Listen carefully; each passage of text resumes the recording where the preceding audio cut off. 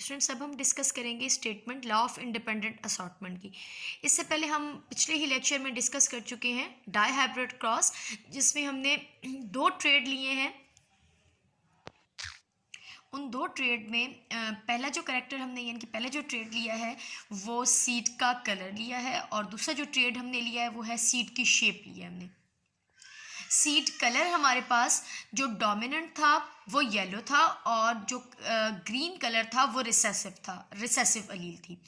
Seed shape में जो round shape का सीड था वो डोमिनेंट अलील था,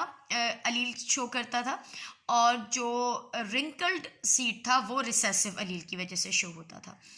अब हमने जब उसको प्रॉपर क्रॉस किया है, हमने गैमीट फॉर्मेशन की, फिर हमें F1 मिली यानी कि जनरेशन 1, फिर हमने जनरेशन 1 को क्रॉस करवाया जनरेशन 2 के साथ, जो कि सारे के सारे ही हेट्रोजाइगस डोमिनेंट थे, यानी कि राउंड और येलो सीड थे।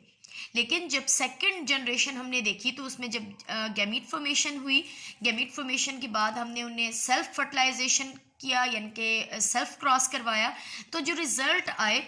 वो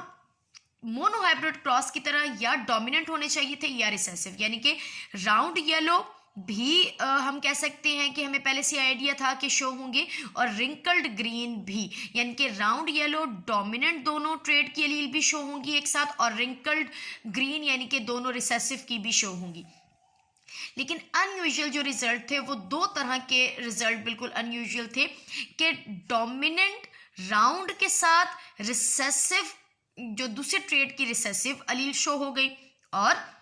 दूसरा जो ट्रेड था सीड शेप उसकी रिसेसिव अलील के साथ दूसरे ट्रेड की डोमिनेंट अलील यानी कि येलो कलर शो हो गया। तो ये क्या था, इसी पर ही काम किया मेंडल ने और लॉ ऑफ इंडिपेंडेंट असॉर्टमेंट की फॉर्मेशन की।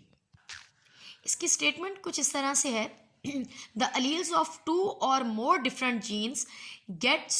sorted into gametes independently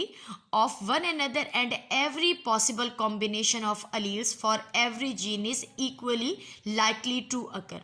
वैसे आपके पास बुक में भी ये डेफिनेशन मौजूद है, लेकिन ये कुछ इजी है तो आप इसको अच्छे तरीके से समझ लीजिए, और इसी को ही आपने पेपर में फिर नोट डाउन करना है। स्टूडेंट्स, इसका कहने का ये मतलब है इस स्टेटमेंट का कि जब गैमीट फॉर्मेशन होती है यानी कि मियोसिस होती है, तो नंबर ऑफ जीन भी सेग्रीगेट करके जाती हैं, नंबर ऑफ अलील भी डिवाइड हो जाती हैं। लेकिन ये ज़रूरी नहीं है कि डोमिनेंट एक कैरेक्टर की जो डोमिनेंट अलील है वो दूसरे कैरेक्टर की डोमिनेंट अलील के साथ ही जाए, या जो रिसेसिव अलील है एक ट्रेड की वो दूसरे ट्रेड की रिसेसिव अलील के साथ ही उस गैमीट में जाए, बल्कि वो इंडिपेंडेंट होती हैं। वो आप कह सकते हो रैंडम मूव करके जाती हैं, और इक्वली आप कह सकते हैं इक्वली कॉम्बिनेशन बनने के चांसेस होते हैं, यानी कि डोमिनेंट